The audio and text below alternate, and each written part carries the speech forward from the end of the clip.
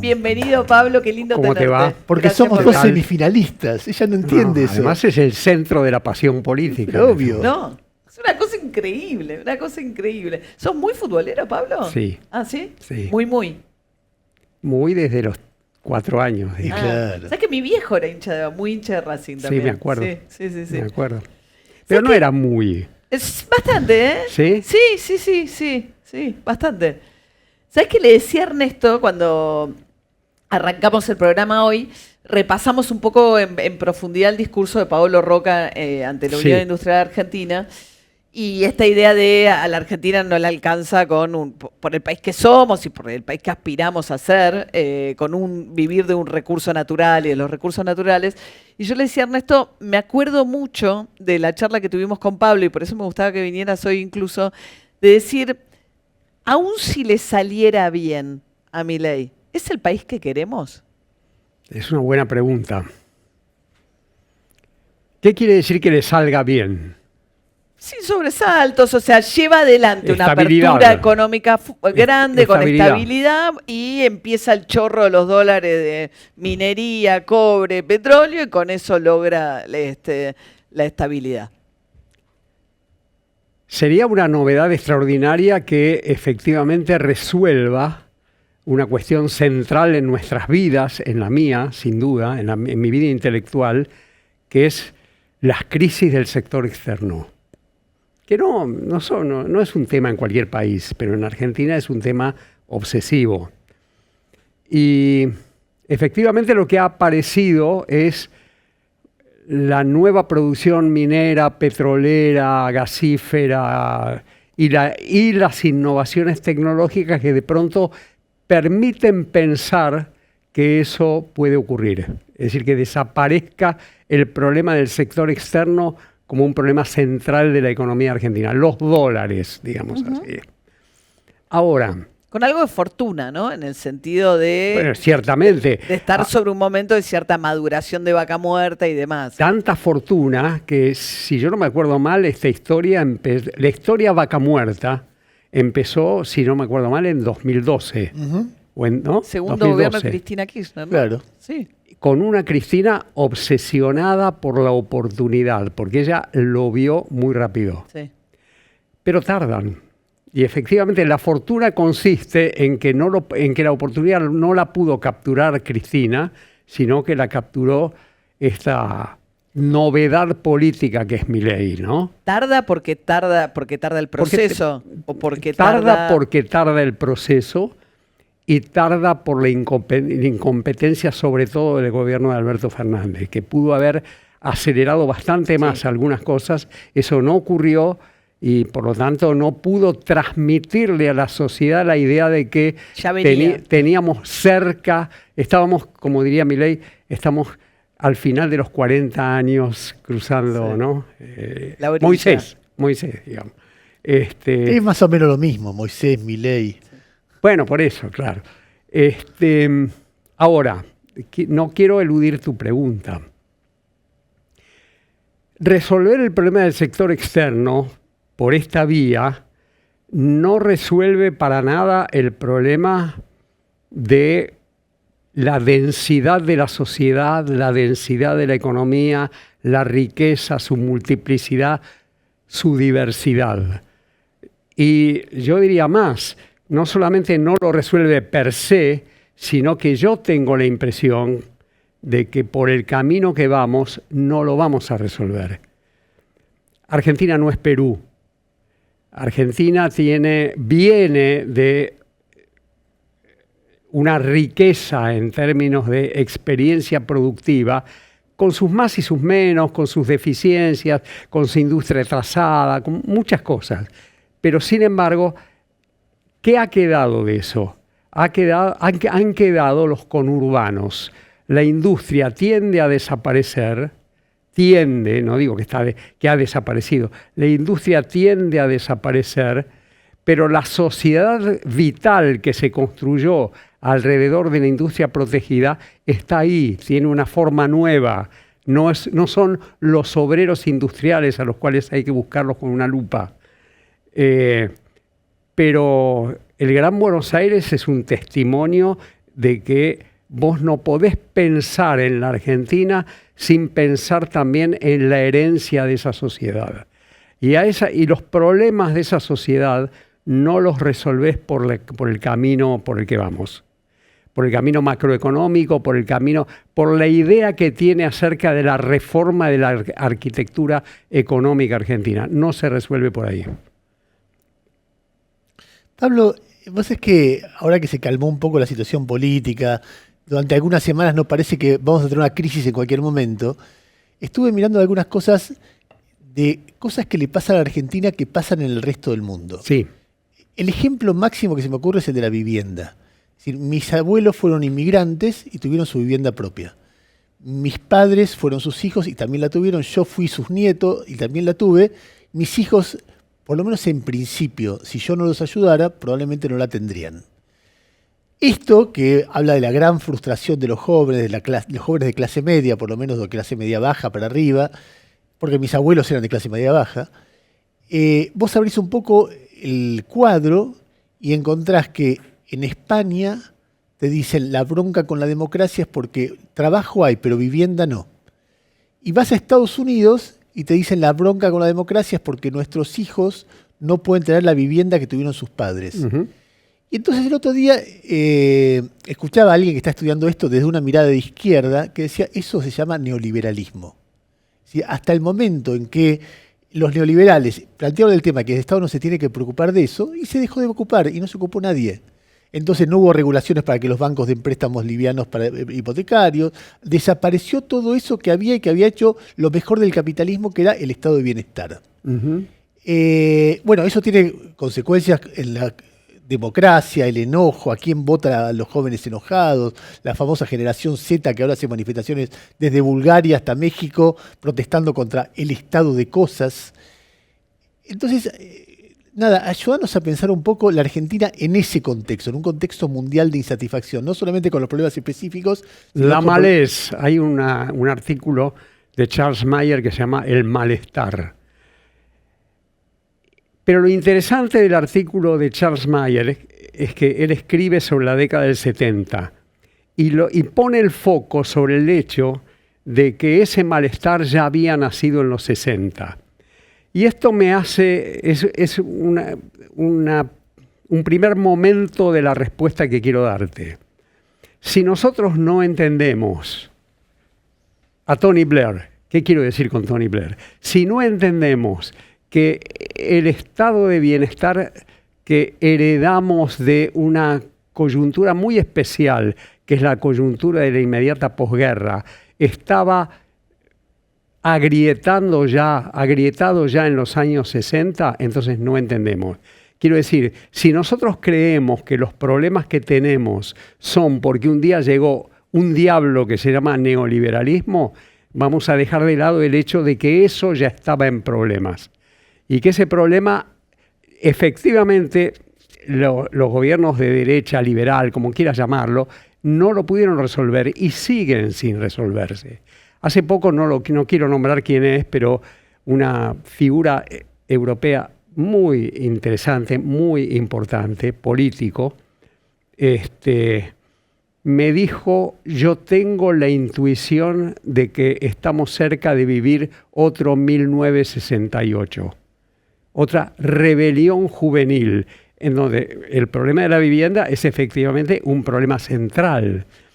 Yo no sé cómo se resuelve, ¿no? Yo sé que está presente en la Argentina, está presente en el mundo entero, y lo único que diría es, por favor, que la política le dé centralidad al problema como se lo dio en la década del 20. Este mismo problema se vivió después de la Primera Guerra Mundial. ¿Por qué? Porque durante la Primera Guerra Mundial e inmediatamente después no se construyó vivienda. Y entonces era un páramo. ¿Qué pasó?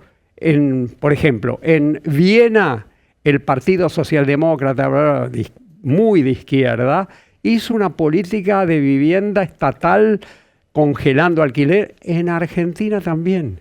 Irigoyen congeló los alquileres en 1920 y Alvear renovó el congelamiento después. ¿Por qué? Porque veían que era un problema que podía resquebrajar El sistema. a una democracia naciente. Por eso 1968, porque me parece que estamos en el mundo frente a un malestar sórdido. O sea, estás en la referencia al Mayo francés, la rebelión de estudiantes y en muchos obreros lados. de la mano. Efectivamente. Ahora, ¿sabes qué es loco? Porque pensaba, estamos como por otro lado, pero ahora volvemos, pero estas, sobre todo las ultraderechas, se ponen muy nerviosas con la baja de la tasa de la natalidad. Pero vos no le podés pedir a esos jóvenes que además formen familias. Además. O sea, porque no forman familias, porque Además. pasan los 30 años y siguen viviendo con... Entonces, en realidad, y en lugar de pensar sobre todo el miedo al otro y la sustitución de las poblaciones y esas teorías, digamos, Sí. muy que generan además toda esta cosa del racismo, hoy Trump dijo de los somalíes, o sea, Trump tiene un nivel de agresión con todo lo que es migrante. Y la idea de que si nosotros no nos reproducimos, bueno, el blanco dominante que formó a Estados Unidos, estas teorías supremacistas en boga. Milei es un tema estremecedor. Digo, a veces no ponemos el foco en lo cotidiano que está ocurriendo en Estados Unidos. En Estados Unidos los cuerpos policiales entran a las iglesias y entran a las escuelas a sacar migrantes y sacarlos del país. Trump, decís, ese estremecedor. Trump. Sí. ¿Dije otra cosa? Milei, Dije Milei. no, pero sí. Por algo dije Milei. ¿Por qué dije Milei? Porque lo que más me inquieta a mí de Milei es que es amigo de Trump. Hay muchas cosas que no me inquietan tanto como eso. Quizás está fingiendo, no lo sé. Pero digo, en ese sentido es un buen político que logra desconcertarte, Milei. Pero Trump no te desconcierta. Trump entra en las iglesias, entra en las escuelas, echa gente, impide la entrada de inmigrantes y está construyendo una teoría de la supremacía. Una teoría. Está aplicando una teoría de la supremacía. Yo estoy perplejo frente a este mundo. Yo siempre digo cuando me preguntan por Milei, por esta experiencia que nació en el 21, que estoy mirando a la realidad como detrás de un vidrio esmerilado. No la puedo distinguir. No sé qué es. Yo no puedo contestar las preguntas de ustedes con nitidez y mucho menos con contundencia, porque yo no termino de entender qué está pasando y espero tener algunos años más de vida para poder mirarla con un poco más de nitidez, ¿no?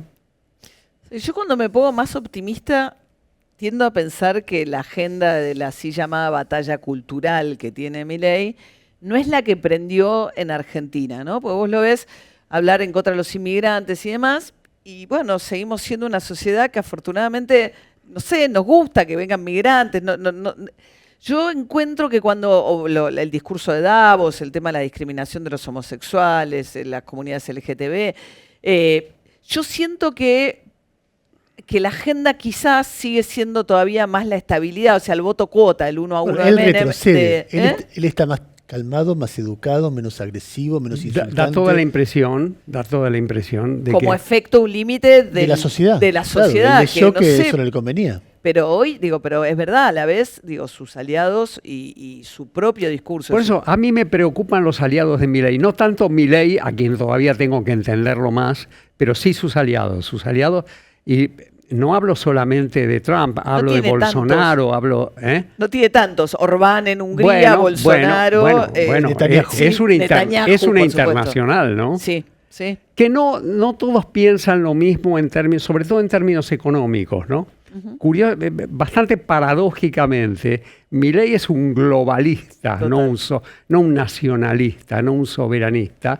Y tiene sentido, porque la Argentina venía muy inward looking, muy encerrada en sí misma. Entonces tiene sentido la idea de la apertura al mundo que tiene Milei, y Trump tiene otra completamente distinta, porque su agenda es China. Y la agenda argentina no es China, ¿verdad? Pero a mí, el conjunto, ese conjunto, vos nombraste a Trump, Bolsonaro, Orbán, Milei, lo que fuere, a mí me preocupa. Me preocupa porque además es probable que las próximas elecciones en Francia las gane el Frente Nacional, ¿no? O la izquierda. ¿Eh? Tiendo a creer. ¿Sabes lo que te voy a contestar? Pero no, por favor, sacame del aire. Yo deseo que gane el Frente Nacional. ¿Por qué? Porque cuando veo la experiencia de una mujer tan inteligente Marine Le Pen. No, Meloni. como Meloni, como Meloni. ¿Ustedes la escuchan a Meloni? Sí. Les recomiendo que le presten atención. Es brillante. Es una cuando le habla al conjunto de la sociedad italiana, otra cuando le habla a sus militantes. Me hace acordar a Milei, cuando va, ¿cómo se llama el teatro al que va? En Movistar Arena. Al cuando va. Movistar Arena, y después va y le habla a los argentinos, ¿no? Bueno, Meloni es, o más o menos. Bueno, Meloni es muy brillante en ese sentido.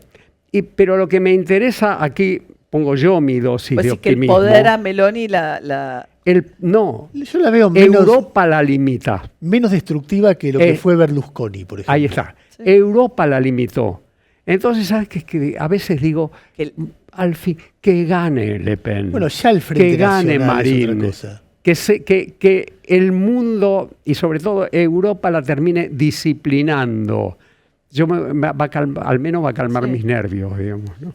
Pablo, La idea del cordón sanitario, que es un poco también lo que hacen en Alemania, que es pretender que no pueden entrar al sistema nunca o apostar a que adentro del sistema... Los licuás, licuás lo peor que tienen. No digo licuar su personalidad política, porque eso no lo vas a licuar, pero sí limarle las aristas más duras, digamos, ¿no?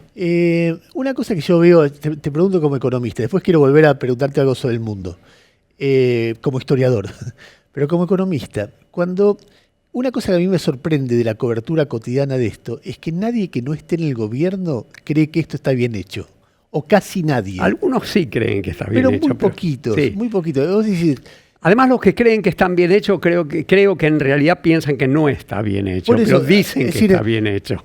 por el lado de que no miran la micro, por el lado de el atraso o el nivel de tipo de cambio, no quiero decir atraso cambiario porque empiezan las fórmulas matemáticas a discutirte eso, el efecto sobre la industria, el efecto sobre la ciencia, dice, toda esta ensalada tiene en cuenta tan pocas cosas que si no estuviera el factor Trump, quizás eso es la rama sobre la cual está apoyada.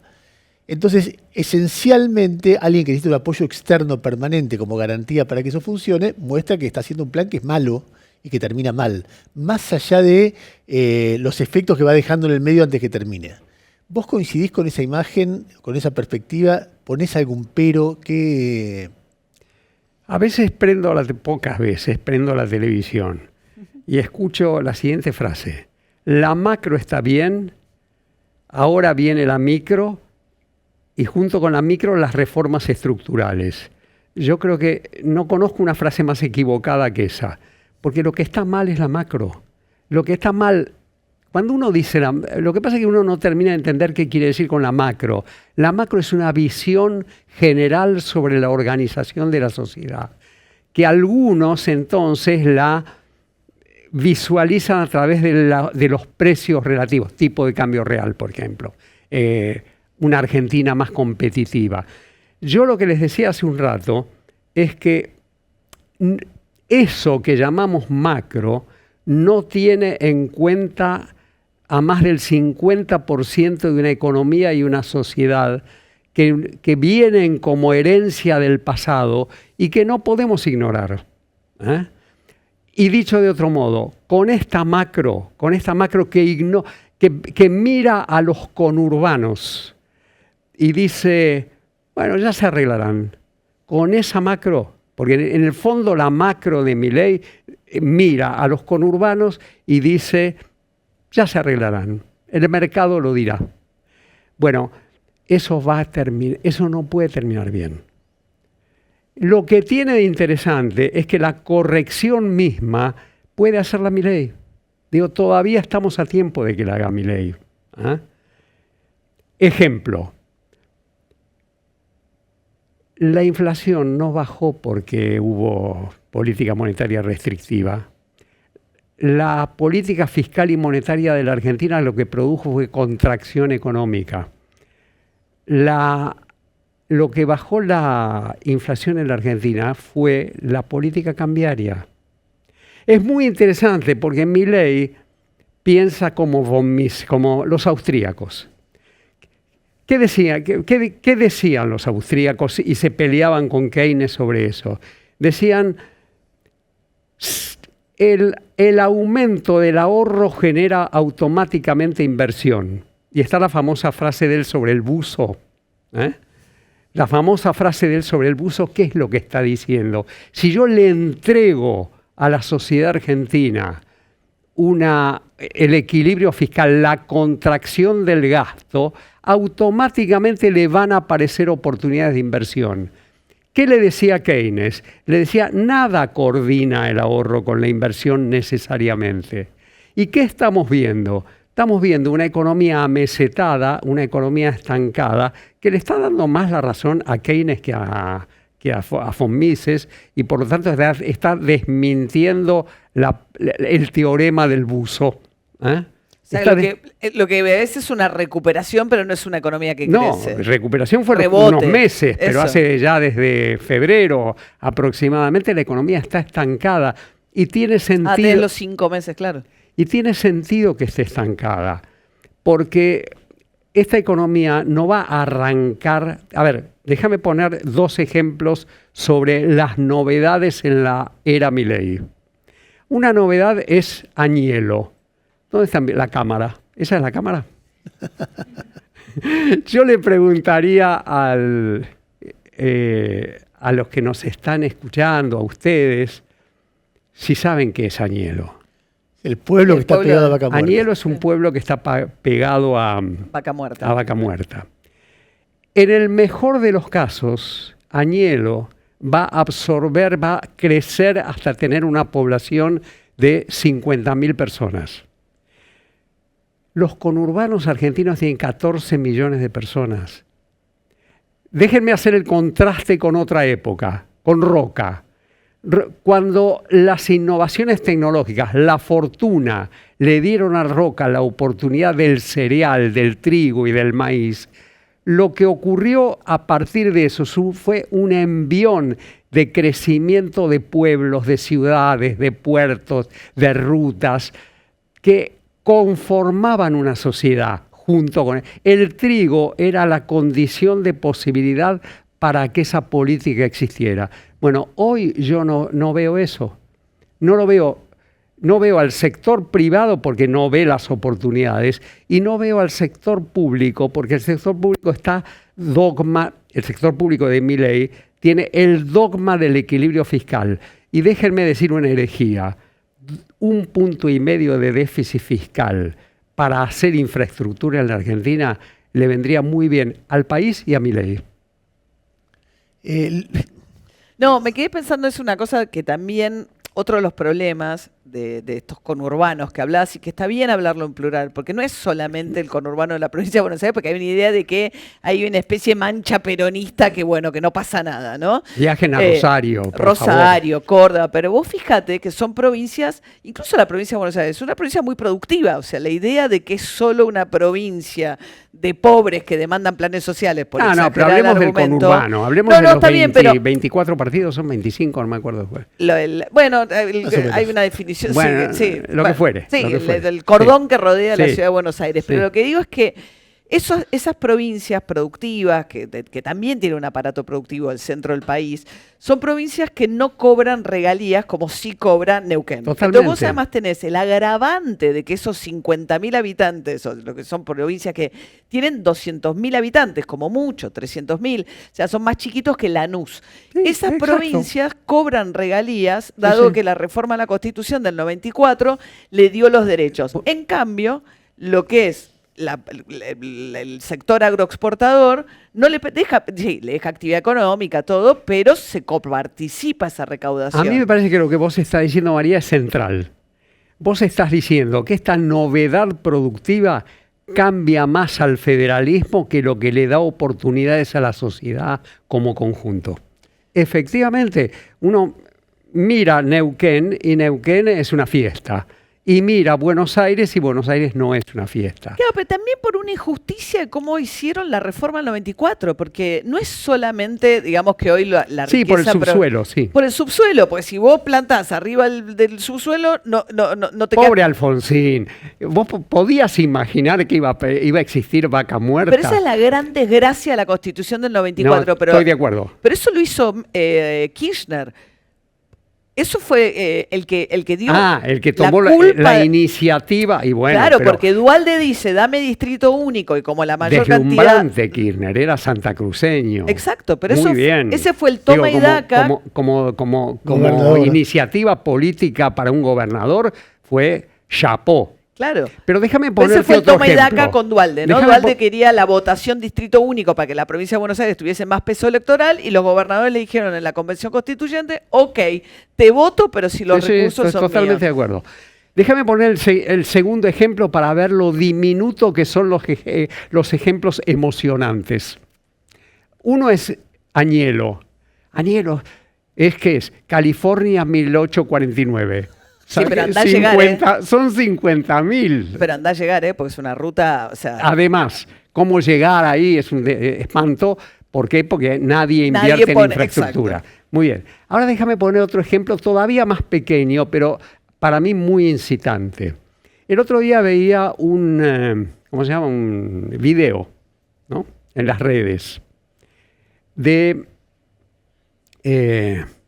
una reunión de el espacio militante en Formosa, en donde ¿quién hablaba? Hablaba Gildo Infran, a quien yo le tengo un poco más de respeto que lo que se le tiene en promedio a Infran. Pero no quiero hablar ahora de eso porque... Muy bien. En esa reunión, de pronto, una mujer que estaba sentada ahí en segunda fila, tercera fila, le pide la palabra. Le pide la palabra, ya es un caso interesante. Y le dan el micrófono a la señora. Y la señora, una mujer muy linda, de unos 40 y pico de años, le dice desafiante a Infran: ¿sabe lo que yo aprendí con unas amigas, compañeras, por supuesto? Con unas compañeras, aprendí cómo armar una página en Internet. Y con eso multipliqué por 20 mis ventas de artesanías. Eso es, en el medio de Formosa, un grupo, unas mujeres artesanas aprovechando la innovación tecnológica. De nuevo, conmovedor, pero Agnello son 50.000 y esto deben ser 500 artesanas. ¿Cómo construimos un Roca, una época de Roca? ¿Sabe por qué tomo Roca? Porque le gusta Milei. Claro, nada más que por eso estoy tomando a Roca. No, además es un tipo muy importante. Bueno, además, Sí, pero le gusta más Irigoyen. No, a Irigoyen lo detesta. Lo detesta, por eso digo. Entonces yo digo, son pinceladas interesantes de un problema que el roquismo, que la época de Roca resolvió hasta que todo se terminó y que en este momento no se está resolviendo. Se está tirando abajo de la alfombra mientras decimos equilibrio fiscal, equilibrio fiscal. Yo te iba a hacer una pregunta que es una ensalada. Y vos decime lo que quieras. No, por favor. Vos hace poco dijiste, ojalá la vida me dé algunos años más para ver qué es lo que pasa. Que además es muy linda como idea. Yo quiero ver, denme años para ver, con la curiosidad de qué va a pasar en el futuro. Yo te voy a hablar de 3 hechos que parecen distintos, pero quiero ver qué ves vos o cómo proyectas. 1, tengo un amigo que tiene 90 años. Son 8 hermanos. Los 8 hermanos tuvieron 30 hijos, 60 nietos. Todos los nietos son mayores de 20 años y entre los 60 tienen 2 bisnietos. Ese es un hecho. Demografía se llama, ¿eh? Sí, Capítulo demográfico. Es dramático. Segundo, en este momento hay en Estados Unidos una discusión porque en Nueva York, en el subte, apareció un hermoso aviso lleno de bebitos que el título, la eslogan es Make Your Best Baby, o sea, sé tu mejor hijo. Y los eslogans dicen, El coeficiente intelectual es 50% genético, la altura es 80% genético. Te metes en la página y aparecen todas las enfermedades que vos podés evitar manipulando el ADN, pero en el medio aparece subrayado color de ojos, color de pelo, altura, color de piel, etc. Y el tercero es más complejo, el tercer hecho, que tiene que ver con lo que que yo tengo la sensación que estamos cambiando, estamos siendo testigos de un cambio histórico de consecuencias impredecibles, que vos lo mencionaste con la irrupción de China. La irrupción de China termina con la globalización. Hoy poníamos un discurso de Paolo Roca diciendo en Estados Unidos están interviniendo en las empresas y en Europa también, están expropiando sociedades o partes de sociedades, están dirigiendo hacia donde tener que ir, prohibiendo importaciones, estimulando exportaciones. Bueno, hay una intervención muy agresiva en todos los países y todo eso está cambiando de vuelta. Entonces yo creo que quienes vivieron en el 30 no se imaginaron el nazismo, veían ese terremoto. Quienes vivieron la posguerra, por ahí no se imaginaron el estado de bienestar. Quienes vivieron Reagan y Thatcher o la caída del muro de Berlín, no se imaginaron la globalización. Y ahora todo va cambiando a una velocidad que es muy difícil de, no sé, de procesar, de elaborar, de entender. Entonces de todo esto...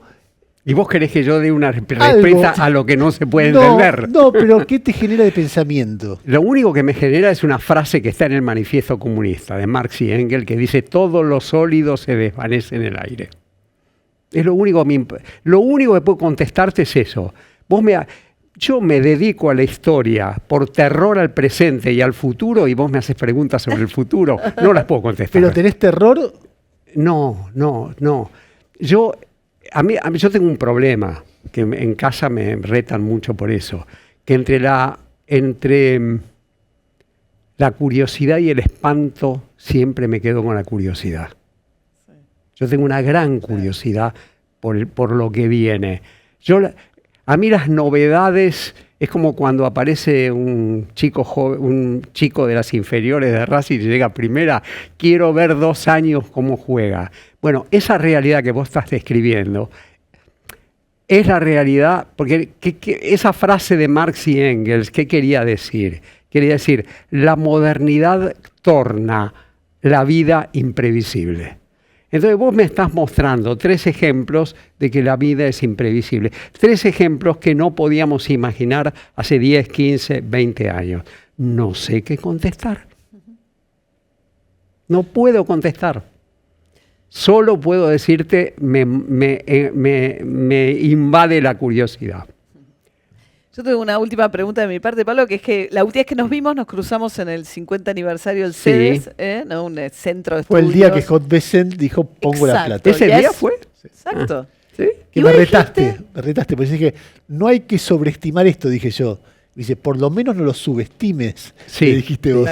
Sí. Y ahí... No, es que eso es otra cosa impresionante. Eso es lo que, a eso quería volver. El momento en el cual Pablo, porque estábamos con esta novedad, y vamos sobre Pablo queriendo escuchar su opinión. Y esto es una cosa...